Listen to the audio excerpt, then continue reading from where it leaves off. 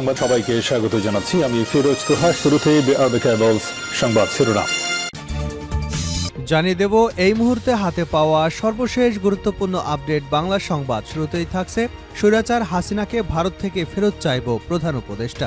অন্তর্বর্তী সরকারের প্রধান উপদেষ্টা ডক্টর মোহাম্মদ ইউনূস বলেছেন, প্রতিটি হত্যার বিচার আমরা করবই।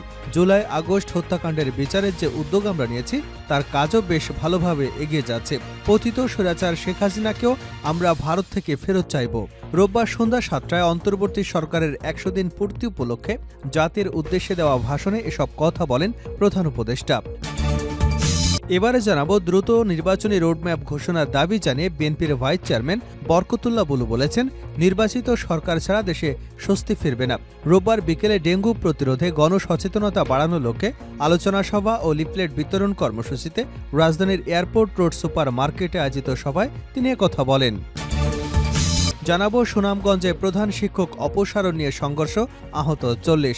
সুনামগঞ্জের শান্তিগঞ্জ উপজেলার মাধ্যমিক বিদ্যালয় প্রধান শিক্ষককে অপসারণে দুপক্ষের সংঘর্ষে অন্তত 40 জন আহত হয়েছেন। রোববার দুপুর 12:30টার দিকে উপজেলার গণিগঞ্জ উচ্চ বিদ্যালয়ের সামনে সংঘর্ষে এ ঘটনা ঘটে। এবারে থাকছে হাজারীবাগে যৌথ বাহিনীর অভিযানে অস্ত্র মাদকসহ গ্রেপ্তার 15। রাজধানীর হাজারীবাগ এলাকায় যৌথ বাহিনীর অভিযানে 15 দুষ্কৃতিকারীকে গ্রেপ্তার করেছে বাংলাদেশ সেনাবাহিনী। এ সময় বিভিন্ন ধরনের ধারালো অস্ত্র, মাদকদ্রব্য, মোবাইল ফোন, সিম কার্ড এবং নগদ অর্থ জব্দ করা হয়। এদিকে ভারতীয় হেজেমনি পরাজিত করবার একটি সুযোগ তৈরি হয়েছে।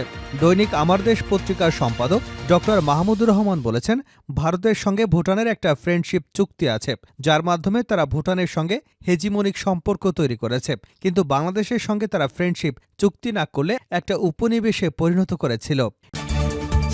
এবং সর্বশেষ জানাবো আন্তর্জাতিক সংবাদ। নেতানিয়াহুর অফিস ঘেরাও করল বিক্ষোভকারীরা। জেরুজালেমে ইসরায়েলের প্রধানমন্ত্রী বেনিয়ামিন নেতানিয়াহুর অফিস ঘেরাও করেছেন বিক্ষোভকারীরা। তার পদত্যাগ, নতুন নির্বাচন এবং গাজায় আটক ইসরায়েলি বন্দীদের ফিলিস্তিনি বন্দীদের সঙ্গে বিনিময় চুক্তি করবার দাবি জানিয়েছে খবর আল জাজিরার। এতক্ষণ শিরোনাম শুনছিলেন, এবার বিস্তারিত। প্রিয় দর্শক, আপনি যদি এই চ্যানেলে নতুন হয়ে থাকেন, ভিডিওটি দেখতে দেখতে চ্যানেলটি সাবস্ক্রাইব করে আমাদের সঙ্গে থাকুন। আর এই ভিডিও সম্পর্কে আপনি আপনার মূল্যবান মতামতটি কমেন্ট বক্সে জানিয়ে দিন। আর হ্যাঁ প্রিয় দর্শক, জানিয়ে দিন ভিডিওটি কোথা থেকে দেখছেন। স্বৈরাচার হাসিনাকে ভারত থেকে ফেরত চাইব প্রধান উপদেষ্টা। অন্তর্বর্তী সরকারের প্রধান উপদেষ্টা ডক্টর মোহাম্মদ ইউনূস বলেছেন, প্রতিটি হত্যার বিচার আমরা করবই। জুলাই আগস্ট হত্যাকাণ্ডের বিচারের যে উদ্যোগ আমরা নিয়েছি তার কাজও বেশ ভালোভাবে এগিয়ে যাচ্ছে। পতিত স্বৈরাচার শেখ হাসিনাকেও আমরা ভারত থেকে ফেরত চাইব। রোববার সন্ধ্যা 7টায় অন্তর্বর্তী সরকারের 100 দিনের পূর্তি উপলক্ষে জাতির উদ্দেশ্যে দেওয়া ভাষণে এসব কথা বলেন প্রধান উপদেষ্টা। ডক্টর ইউনূস বলেন, জুলাই আগস্ট বিপ্লবের পর আমরা এমন একটি দেশ হাতে পেয়েছি যার সর্বত্র ছিল বিশৃঙ্খলা। স্বৈরশাসন টিকিয়ে রাখতে আইনশৃঙ্খলা বাহিনীকে জনগণের মুখোমুখি দাঁড় করে দেওয়া হয়েছিল। বিপ্লব চলাকালে প্রায় 1,500 ছাত্র শ্রমিক জনতার শহীদী মৃত্যু হয়। আমাদের সরকার প্রতিটি মৃত্যুর তথ্য অত্যন্ত যত্নের সঙ্গে জোগাড় করছে। এই বিপ্লবে আহত হয়েছে 19,931 জন। আহতদের জন্য ঢাকার 13টি হাসপাতাল সহ বিভিন্ন বিশেষায়িত হাসপাতালে চিকিৎসার ব্যবস্থা করা হয়েছে। প্রতিদিনই তালিকায় আরও নতুন নতুন শহীদের তথ্য যোগ হচ্ছে, যারা স্বৈরাচারের আক্রোশের শিকার হয়ে এ পৃথিবী ছেড়ে চলে গেছেন। প্রধান উপদেষ্টা বলেন, কেবল জুলাই আগস্ট গণহত্যাই নয়, আমরা গত 15 বছরের সব অপকর্মের বিচার করব। অসংখ্য মানুষ গুম হয়েছেন, খুন হয়েছেন। এই সময় আমরা গুমের তদন্তে একটি কমিশন গঠন করেছি। কমিশনের প্রধান আমাকে জানিয়েছেন, অক্টোবর পর্যন্ত তারা 1600 জনের গুমের তথ্য পেয়েছেন। তাদের ধারণা এ সংখ্যা 3500 ছাড়িয়ে যাবে। অনেকেই কমিশনের কাছে গুমের অভিযোগ করতে ভয় পাচ্ছেন, এই ভেবে যে অভিযুক্ত ব্যক্তিদের দ্বারা আবার তারা আক্রান্ত হতে পারেন, ক্ষতিগ্রস্ত হতে পারেন। আমি আপনাদের আশ্বস্ত করতে চাই, আপনারা দ্বিধাহীন চিত্তে কমিশনকে আপনাদের অভিযোগ জানান। কারো সাধ্য নেই আপনাদের গায়ে আবার হাত দেবার। ডক্টর ইউনূস বলেন, গুম কমিশনের সদস্যদের কাছে ভুক্তভোগীদের যে বিবরণ আমরা পেয়েছি তা অত্যন্ত মর্মান্তিক। জুলাই আগস্টের বিপ্লবের পর ছাত্রছাত্রীরা শহর বন্দরে দেয়ালে দেয়ালে তাদের মনের কথা লিখেছে। তারও আগে যারা গুমের শিকার হয়েছে, প্রতিটি গোপন আস্তানা দেয়ালে দেয়ালে তারা লিখে গেছে, রেখেছে তাদের কষ্টের মর্মস্পর্শী বিবরণ। তাদের এসব কষ্টের কথা শুনে আমাদের হৃদয় কেঁপে ওঠে। এসবের সঙ্গে জড়িতদের আমরা বিচারের কাঠগড়ায় দাঁড় করাবই। অভিযুক্ত যত শক্তিশালী হোক, যে বাহিনীর হোক না কেন তাকে ছাড় দেবার কোনো সুযোগ নেই। কেবল দেশে নয়, গুম-খুন এবং জুলাই আগস্ট গণহত্যার সাথে জড়িতদের আমরা আন্তর্জাতিক আদালতেও বিচারের উদ্যোগ নিয়েছি।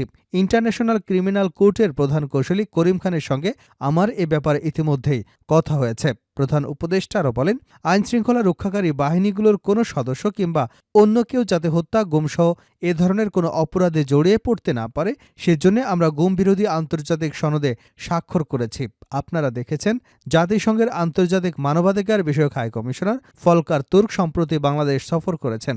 জাতিসংঘ জুলাই আগস্ট গণহত্যাকাণ্ডে তদন্তে আমাদের সহযোগিতার হাত বাড়িয়ে দিয়েছে। ডিসেম্বরের প্রথম সপ্তাহেই তারা তাদের রিপোর্ট হস্তান্তরের প্রতিশ্রুতি দিয়েছে। অতীতের গুমের ঘটনাগুলো তদন্তের কাজেও আমরা নিয়মিত তাদের সঙ্গে যোগাযোগ রক্ষা করে চলেছি। মানবাধিকার রক্ষায় সহযোগিতা করতে ঢাকায় তারা তাদের জনবল বাড়ানোর প্রস্তাব দিয়েছে। আমরা এ প্রস্তাব সাদরে গ্রহণ করেছি। দ্রুত নির্বাচনী রোডম্যাপ ঘোষণার দাবি বুলুর। দ্রুত নির্বাচনী রোডম্যাপ ঘোষণার দাবি জানিয়েছেন বিএনপির ভাইস চেয়ারম্যান বরকতুল্লাহ বুলু। তিনি বলেন, নির্বাচিত সরকার ছাড়া দেশে স্বস্তি ফিরবে না। রোববার বিকেলে ডেঙ্গু প্রতিরোধে সচেতনতা বাড়ানোর লক্ষ্যে আলোচনা সভা ও লিফলেট বিতরণ কর্মসূচিতে প্রধান অতিথির বক্তব্যে এসব কথা বলেন তিনি। অন্তর্বর্তী সরকারের উদ্দেশ্যে বুলু বলেন, দেশের জনগণের ভোট দেবার রাস্তা তৈরি করুন। তারেক রহমানের নেতৃত্বে আমরা সবাইকে নিয়ে জাতীয় সরকার গঠন করব। এ সময় তিনি ফ্যাসিবাদী আওয়ামী লীগের বিরুদ্ধে ছাত্র জনতার আন্দোলনে যারা আহত হয়েছেন তাদের সুচিকিৎসায় আরও কার্যকর ভূমিকা নেওয়ার আহ্বান জানান। মির্জা ফাউন্ডেশনের প্রতিষ্ঠাতা চেয়ারম্যান মির্জা মাজারুল ইসলামের সভাপতিত্বে অনুষ্ঠানে বক্তা হিসেবে বক্তৃতা করেন যুবদলের সাবেক কেন্দ্রীয় সভাপতি সাইফুল ইসলাম নীরব। সুনামগঞ্জে প্রধান শিক্ষক অপসারণ নিয়ে সংঘর্ষ, আহত ৪০। সুনামগঞ্জের শান্তিগঞ্জ উপজেলায় মাধ্যমিক বিদ্যালয়ের প্রধান শিক্ষককে অপসারণে দুপক্ষের সংঘর্ষে অন্তত ৪০ জন আহত হয়েছেন। রোববার দুপুর 12:30টার দিকে উপজেলার গণিগঞ্জ উচ্চ বিদ্যালয়ের সামনে সংঘর্ষের ঘটনা ঘটে। শান্তিগঞ্জ থানার ওসি আকরাম আলী বিষয়টি কালবেলাকে নিশ্চিত করেছেন। জানা যায়, গত 1 মাস ধরে গণিগঞ্জ উচ্চ বিদ্যালয়ের প্রধান শিক্ষক তদবির আলমগীর অপসারণ নিয়ে আন্দোলন চালিয়ে আসছে শিক্ষার্থীরা। এ নিয়ে শিক্ষকদের মধ্যে কয়েকবার বিক্ষোভ হয় এবং তারা ক্লাস বর্জন করেন। প্রধান শিক্ষক অপসারণ নিয়ে শিক্ষক, শিক্ষার্থী এবং এলাকাবাসীর মধ্যে কয়েকটি গ্রুপ তৈরি হয়েছে।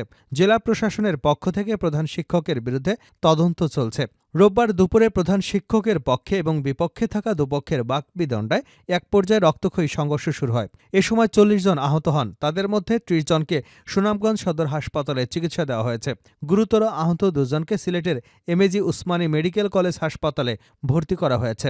শান্তিগঞ্জ থানার ওসি আকরাম আলী কালবেলাকে বলেন, প্রধান শিক্ষককে অপসারণে দুপক্ষের সংঘর্ষ হয়েছে। খবর পেয়ে পুলিশ পরিস্থিতি নিয়ন্ত্রণ করেছে। এ ঘটনায় এখনও কোনো আসামিকে আটক করা হয়নি। হাজারীবাগে যৌথ বাহিনীর অভিযানে অস্ত্র মাদকসহ গ্রেপ্তার ১৫। রাজধানীর হাজারীবাগ এলাকায় যৌথ বাহিনীর অভিযানে ১৫ দুষ্কৃতিকারীকে গ্রেপ্তার করেছে বাংলাদেশ সেনাবাহিনী। এ সময় বিভিন্ন ধরনের ধারালো অস্ত্র, মাদকদ্রব্য, মোবাইল ফোন, সিম কার্ড এবং নগদ অর্থ জব্দ করা হয়। রোববার রাতে আন্তঃবাহিনী জনসংযোগ পরিদপ্তরের পাঠানো এক বিজ্ঞপ্তিতে এ তথ্য জানায়। আইএসপিআর জানায়, বাংলাদেশ সেনাবাহিনীর ৪৬তম স্বতন্ত্র পদাতিক ব্রিগেডের নেতৃত্বে গোপন তথ্যের ভিত্তিতে হাজারীবাগের গণকটুলি সিটি কলোনি এলাকায় যৌথ বাহিনীর অভিযানে ১৫ দুষ্কৃতিকারীকে গ্রেপ্তার করা হয়। এ সময় তল্লাশি অভিযান পরিচালনার মাধ্যমে দুষ্কৃতিকারীরা কর্তৃক ব্যবহৃত বিভিন্ন ধরনের ধারালো অস্ত্র, মাদকদ্রব্য, মোবাইল ফোন, সিম কার্ড এবং নগদ অর্থ জব্দ করা হয়। অভিযানের পর জব্দ হওয়া সরঞ্জামাদি গ্রেপ্তার ব্যক্তিদের পুলিশ এবং মাদকদ্রব্য নিয়ন্ত্রণ অধিদপ্তরের প্রতিনিধিদের কাছে হস্তান্তর করা হয়। আইনশৃঙ্খলা পরিস্থিতি স্বাভাবিক রাখতে বাংলাদেশ সেনাবাহিনীর নেতৃত্বে যৌথ বাহিনীর অভিযান অব্যাহত থাকবে বলেও জানিয়েছে আইএসপিআর। শেষ করছে আন্তর্জাতিক সংবাদ দিয়ে। নেতানিয়াহুর অফিস ঘেরাও করল বিক্ষোভকারীরা। জেরুজালেমে ইসরায়েলের প্রধানমন্ত্রী নেতানিয়াহুর অফিস ঘেরাও করেছেন বিক্ষোভকারীরা। তার পদত্যাগ, নতুন নির্বাচন এবং গাজায় আটক ইসরায়েলি বন্দীদের ফিলিস্তিনি বন্দীদের সঙ্গে বিনিময়ের চুক্তি দাবি করেছে। খবর আল জাজিরার। সামাজিক যোগাযোগ মাধ্যমে ছড়িয়ে পড়া ফুটেজে দেখা যায়, কয়েক ডজন বিক্ষোভকারী মাটিতে বসে ভবনের প্রবেশপথ বন্ধ করে রেখেছেন। সেই সঙ্গে তারা বিভিন্ন স্লোগান দিচ্ছেন। এদিকে অবরুদ্ধ গাজার উত্তরাঞ্চলীয় শহর বেইত লাহিয়াতে রোববার ইসরায়েলি বিমান হামলায় আরও ৭২ ফিলিস্তিনি নিহত হয়েছেন। গাজার সরকারের মিডিয়া অফিস জানিয়েছে, ইসরায়েলি যুদ্ধবিমান বেইত লাহিয়ার কয়েকটি আবাসিক ভবন এবং বাড়ি লক্ষ্য করে হামলা চালিয়েছে। গাজার স্বাস্থ্য মন্ত্রণালয়ের এক বিবৃতিতে বলা হয়েছে, দখলদার বাহিনী জানত যে ওই ভবনগুলোতে কয়েক ডজন বাস্তুচ্যুত বেসামরিক মানুষ, মূলত নারী এবং শিশুরা অবস্থান করছে, যারা তাদের নিজ নিজ এলাকা থেকে পালিয়ে এসে এখানে আশ্রয় নিয়েছে।